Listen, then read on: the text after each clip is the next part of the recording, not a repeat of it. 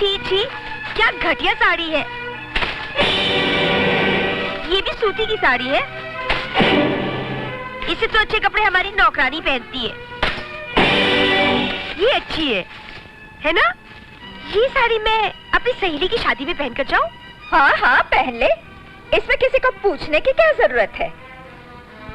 सुनो, मैं ये साड़ी ले जा रही हूँ और मेरे आने तक ये सूटकेस को हिलाना मत। आकर मैं एक एक चीज को गौर से देखूंगी। अच्छा माँ, मैं चलती हूँ। छोटी बहू, सुना नहीं तूने उसने क्या कहा? ये साड़ी पहनकर वो अपनी सहेली की शादी में जा रही है। सहेली की शादी में जाना है तो वो अपनी कीमती साड़ी पहनकर जाए। एक बेकार की साड़ी पहनेगी तो शर्म नहीं आएगी इसे? घर में आए हुए एक घंटा नहीं हुआ, देखा इसकी जुबान कैंची की तरह चल रही है। मैं कहती हूँ दे दे साड़ी। नहीं, जिस घर में नौकरानी भी इससे अच्छी साड़ी पहनती हो, ये इस घटिया साड़ी को पहनने का शौक दिखा रही है। और माँ जी, क्या आपने अपनी बेटी को विदा करते समय एक भी कीमती साड़ी नहीं दी थी जो वो अपनी सहेली की शादी में पहन सके? अरे आप तो बिल्कुल मेरे मामा की तरह गरीब निकली। क्या कह रही हो मेरी माँ को? क्यों? तुम्हारी माँ को मैंने कुछ कहा तो तुम्हारे दिल में आग लग गई। अरे थोड़ी देर पहले तुम लोगों ने मेरी माँ को पता नहीं क्या क्या कहा। सोचो मेरे दिल पर क्या गुजरी होगी। तुम्हारी नजरों में मेरी माँ एक भिखारन है, तो मेरी नजरों में भी तुम्हारी माँ एक... नहीं, चुप हो जा राधा। इन लोगों ने मेरे माँ बाप को बुरा भला कहा, गालियाँ दी उन्हें। ये सब सुनकर मैं चुप हो जाऊं? मैं चुप नहीं रह सकती। भगवान के लिए चुप हो जा छोटी बहू। तो तुमने इसके कान भरे हैं और इसके मन में हमारे खिलाफ जहर तुमने घोला है। इसीलिए 10 मिनट में 10 गज लंबी जबान निकालकर हम लोगों से लड़ना शुरू कर दिया। बेगुनाह बड़ी भाभी को क्यों दोष दे रही है? इसलिए कि वो आपके इल्जाम और गालियाँ सुनकर चुप हो जाती है? ये चुप हो जाती होंगी, लेकिन मैं चुप नहीं रह सकती। मैं जबरदस्ती जुल्म और गालियाँ सुनने की आदी नहीं हूँ। छोटी बहू, ये साड़ी मोहिनी को दे दो। नहीं दीदी, ये साड़ी मेरे गरीब मामा ने अपनी मेहनत की कमाई से खरीदी हुई है। देते समय उन्होंने कहा कि बेटी, अपने ससुराल में जिसे अपनी माँ समझना, उन्हें प्रणाम करके उनके चरणों में ये साड़ी रख देना। तो पहले क्यों नहीं बताया कि तुम्हारे पिता समान मामा जी ने ये साड़ी मुझे भेज दी है? बेकार साड़ी के लिए झगड़ा हो रहा था। बेटी ला, वो साड़ी मुझे दे दे। जी नहीं, ये साड़ी आपके लिए नहीं है। हाँ?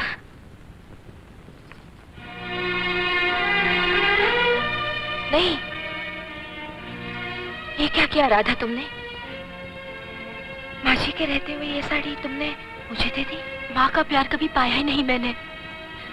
बस एक ही आस लगाई रहती थी, जब कभी ससुराल जाऊंगी तो सास के गोद में सर रखकर खूब रोऊंगी।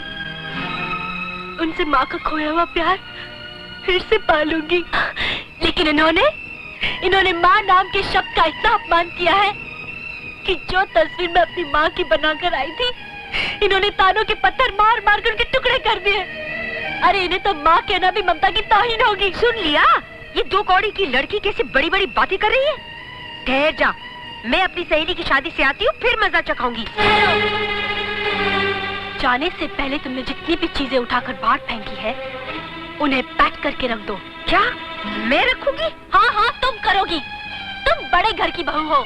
तुम्हारे घर में बहुत से नौकर चाकर होंगे जो तुम्हारा सारा काम कर देते होंगे, लेकिन तुम्हारी माँ के यहाँ कोई नौकर चाकर नहीं है।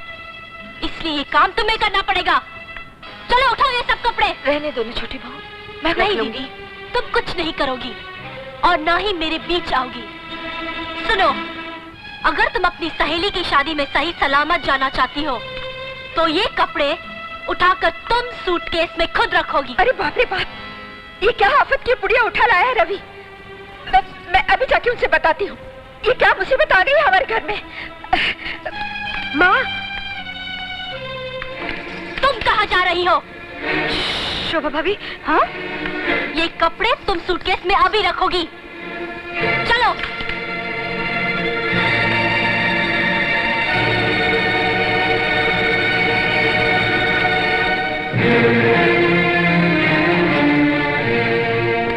मैं कहती हूँ इस घर में क्या हो रहा है, कुछ सुना तुमने? मैंने तुमसे 1000 बार कहा है और आज फिर कहता हूँ कि मुझे दिखाई भले न देता हूँ मगर सुनाई देता है। सब सुन लिया मैंने। सुन लिया ना, सुन लिया। तुम्हारी 2 कौड़ी की उस छोटी बहुरानी ने मेरा अपमान किया, मोहिनी को नौकरानी बना दिया, उस पर हाथ तक उठा दिया। तुमने सब कुछ सुन लिया, फिर भी खामोश बैठे रहे, कुछ कहते क्यों नहीं? कहूंगा, खामोश नहीं बैठूंगा। देखो मैं कैसे कहता हूँ। ओ बड़ी बहू, ये सारी आग उसी की लगाई हुई है, छोटी बहू को चाबी उसी ने भरी है। बाबूजी, आपने मुझे बुलाया? हाँ, तुमने महामाया के आगमन की कहानी सुनी है? किसकी आगमन की कहानी? महामाया के आगमन की। ये महामाया कौन है? बताता हूँ।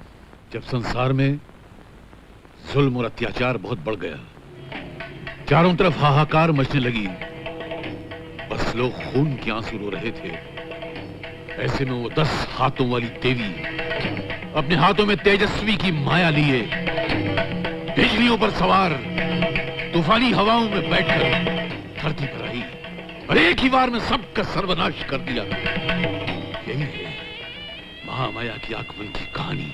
तो मेरे घर के संसार में भी जुल्म और अत्याचार बहुत बढ़ गया था। सब लोग मन ही मन में हाहाकार कर रहे थे, जबान खोलने की किसी को इजाजत नहीं थी। ऐसे में उस महामाया ने फिर उतार लिया। अरे मेरी छोटी बहू के रूप में, अरे शंख बजाओ, पूजा करो, अरे आरती उतारो उसकी। मैं अब समझी, तो ये है तुम्हारी महामाया। मैं खुद उसकी आरती उतारूंगी। वो समझती क्या है? तुम्हारी महामाया को झाड़ू के कचरे की तरह इस घर की दहली से बाहर नहीं निकाला तो मेरा नाम भी दुर्गा नहीं। चल हट यहाँ से। ये रहे 10,000 घर के तीसरे इंस्टॉलमेंट के लिए। 2 इंस्टॉलमेंट और नया घर अपने नाम। क्यों खुश? अरे हा? तुम्हें मालूम है वो छोटी बड़ी तेज तर्रार है। अच्छा, तो करेंगे क्या? अरे कुछ भी करके बहला फुसलाकर मैं उसे अपनी तरफ करने वाली हूँ। कहीं उस बड़ी से मिल गई तो हमारा जीना हराम हो जाएगा। देवर जी, हाँ। देखिए तो छोटी बहू आई है आपका आशीर्वाद लेने। अरे अरे आओ आओ। देखिए जी, ये हमारी प्यारी सी मुन्नी सी छोटी बहू है। छोटी बहू? अरे रहने दीजिए, मैं अभी बूढ़ा नहीं हुआ हूँ। अच्छा भाई साहब। नमस्ते। अरे तुम कैसे जा सकते हो? आप भी कमाल करते हैं। क्या? आप छोटी बहू को पहली बार मिल रहे हैं, आप मुंह दिखाई नहीं देंगे क्या? अरे हाँ, मैं तो भूल ही गया। 1 मिनट, ये रख लो। नहीं नहीं, इसकी क्या जरूरत है? भाभी कुछ बोलो अरे ना। लो राधा लो। हाँ हाँ बिल्कुल रख लो, ये तो रस्म है। ये 200 रुपए ले लो और अपनी अच्छा। पसंद की कोई चीज खरीद लेना। हाँ जी। अरे राधा, तुम बड़े भैया के पास भी तो गई थी ना, उन्होंने मुंह दिखाई में तुम्हें क्या दिया? आशीर्वाद। सिर्फ आशीर्वाद? हाँ, आसान तरीका है ना। आशीर्वाद ही तो एक ऐसी चीज है जिसे लोग दे भी देते हैं और पैसे भी खर्च नहीं होते। छोटी बहू, तुम कौन से कमरे में रहोगी? उस कमरे में जिसमें सामान रखा है। क्यों भाभी? सामान वाले कमरे में? लेकिन उस कमरे में तो हमने अपने नए घर के फर्नीचर खरीद के रखे हैं। आपके फर्नीचर को मैं हाथ तक नहीं लगाऊंगी, आई प्रॉमिस। हमारा घर बहुत जल्दी तैयार होने वाला है। जब आप नए घर में जाएंगे तो आप माँ जी और बाबूजी को साथ लेके जाएंगे या सिर्फ अकेले? ना बाबा ना, हमारा दिमाग खराब है जो हम उनको अपने साथ लेके जाएंगे, और खास करके उस बूढ़े अंधे को। मैं बाबूजी को दवा देकर आती हूँ। भाभी देख छोटी, मेरी बात ध्यान से सुन ले। अगर तुम इस घर में राज करना चाहती हो तो जैसा मैं कहूँ वैसा ही करना। फिर देखना, दिन दशहरा, रात दिवाली, चांदी ही चांदी। अच्छा, काफी देर हो गई है, मैं भी चलती हूँ। अच्छा, लकड़े का लड्डू है, हाँ। मेरे दांतों से तो नहीं चबेगा, बहुत चालाक है।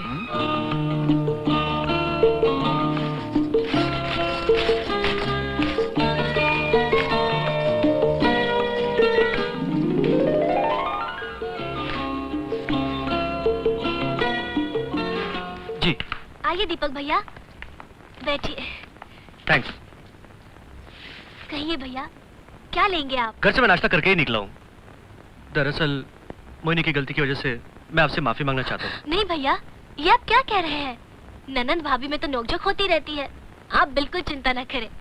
ओहो, तो आप यहाँ हैं। मुझसे तो घर से कहकर ये निकले थे कि ऑफिस में जरूरी काम है, तो ये है आपका जरूरी काम। नहीं मोहिनी, वो तुम घर चलो, मैं तुम्हें बताती हूँ कि मुझसे झूठ बोले का नतीजा क्या होता है। चलो। एक मिनट मोहिनी, मेरा बैग। अरे भाड़ में गया तुम्हारा बैग, तुम घर चलो। हाथ तो चुड़ैल के पास बैठे थे, चलो तुम, मैं बताती हूँ।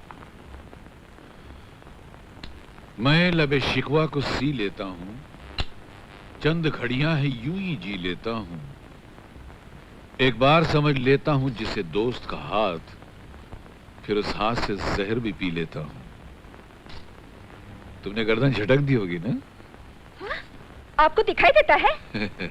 इन आंखों से नहीं दिखता, मगर मन की आंखों से सब दिखता है। बाबूजी, आज बेटी आज। बड़ी भाभी कह रही थी कि आपके पैर दुख रहे हैं, मैं दबा दूं? ढोंगी कहीं की, पैर दबा दूं? अरे नहीं नहीं बेटी नहीं, तू मेरे पैर रहने दे, तो अपनी सास का गला दबा दे। क्या कहा आपने? मेरा गला दबाने के लिए? तू बड़को मत, तुम्हारा हमदर्द हो ना। असल में क्या है, जैसे आदमी पैदल बहुत चलता है तो कैसे उसके पैर दुखने लगते हैं, तो तुम्हारा गला बहुत चलता है, गालियां देने में चलता है, फटकारने में चलता है, चीखने में चलता है, तो कितना दुखता होगा। दबा देंगे तो जान आ जाएगी, फिर से चिल्ला सकोगी। लाओ मैं भी दबा देता हूँ। आप अपने हाथ दूरी रखिए, समझे? गला दबा दूं। ए, मैं मजाक कर रहा हूँ, कभी सचमुच का मत दबा देना। छोटी बहू, छोटी बहू। जी मामा जी।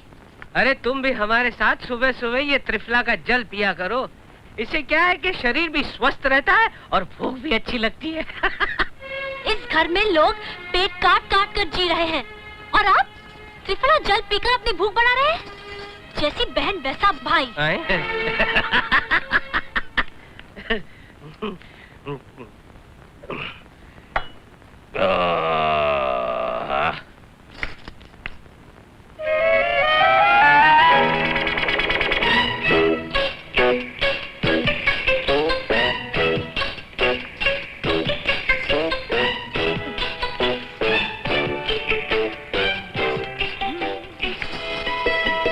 माँ जी, वो क्या है? माँ जी, बड़ी भाभी काम में लगी हुई है। अगर आप मेरे साथ चल सके तो। कहाँ चलूं? मुझे कटहल काटना नहीं आता, आप मुझे सिखा देंगी? बातें करनी तो बड़ी बड़ी आती है। तेरी जबान तलवार की तरह चलती है, तुझे कटहल काटना नहीं आता? तेरी मामी ने कुछ सिखा के नहीं भेजा, जानकर भी अनजान। चल।